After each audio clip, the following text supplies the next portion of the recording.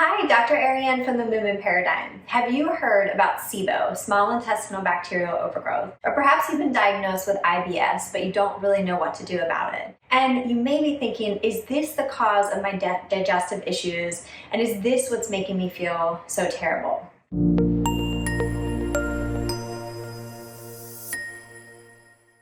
Let's start by saying that SIBO is very complex and there is not one easy roadmap to treat SIBO. So it is really important to understand what it is, the anatomy behind it, the risk factors, some of the symptoms that you could experience, and most importantly, the underlying causes. SIBO is exactly what it sounds like. It is an overgrowth of bacteria in the small intestine. So it is not necessarily an imbalance between the good and bad bacteria, although it can be pathogenic. It is in essence an overgrowth, because in the small intestine, that is meant for digestion and absorption of nutrients, where the large intestine is meant to house our beneficial bacteria.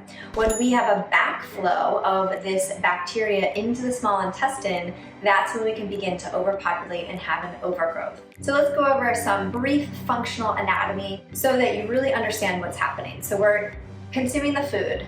We are chewing, so our saliva produces salivary enzymes to help begin the digestive process. That food is passed through our esophagus, i.e. the food pipe, into the stomach. The stomach begins to produce hydrochloric acid to break down the food even further. We have our gallbladder that is going to release bile to help break down the food, moving into the small intestine. Our pancreas is also releasing enzymes to help further break down this food. Once the food moves into the small intestine, which is actually 18 to 25 feet long, so it's actually not small, that is where digestion and absorption of nutrients occurs. That small intestine, all through our whole abdomen, is going to go over to our large intestine. There's an ileocecal valve that prevents any backflow. That moves into the large intestine, which comes all the way around here, and then moves into our rectum for waste removal. So we can think of this as where it houses this bacteria, this good bacteria. We can think of this as our storage for waste and excretion. What symptoms can you have with SIBO? One of the biggest complaints and most frequent complaints is bloating. This is when the gases build up from when the bacteria eats the food. So it releases this gas, causes this pressure or distension in the abdomen. The small intestine is not made for any kind of buildup. So when this buildup occurs and we're not able to process it or digest it properly, this is when you can begin to have symptoms of nausea and acid reflux because of this buildup of pressure and gases in the small intestine. The other two symptoms that are very common are constipation and/or diarrhea.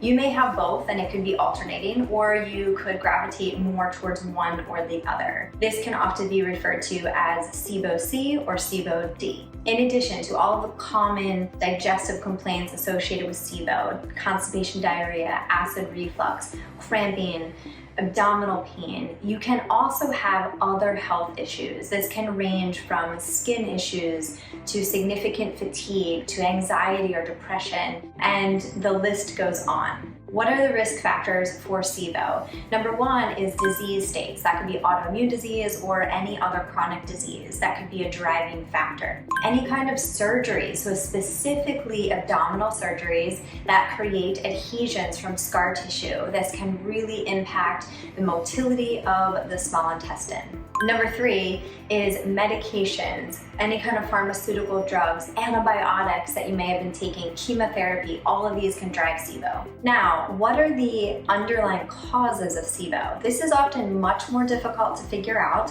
and sometimes requires a lot of investigation. The underlying cause essentially is when the system fails, when this protection mode and this normal process of digestion is not happening the way that it should. This can happen for various reasons. Number one, if we do not have the appropriate amount of stomach acid in the stomach to be able to begin to break down food properly. Number two, if there is an enzyme deficiency, which means that we do not have the capability of being able to break down food and absorb the nutrients. Number 3 is the immune system. 70% of the immune system is in our gut, specifically in the gut-associated lymphoid tissue. So you can appreciate that if this system begins to fail, if our immune system becomes more heightened, this can be an underlying cause of SIBO. As always, thank you so much for tuning in today. Hopefully this was helpful. And if you've been having digestive issues, that you may look into this as a possible cause. And as always, please make sure to subscribe to our YouTube channel, The Movement Paradigm. Don't forget that alert button to stay tuned for new content on mindset, nutrition, and movement every single week.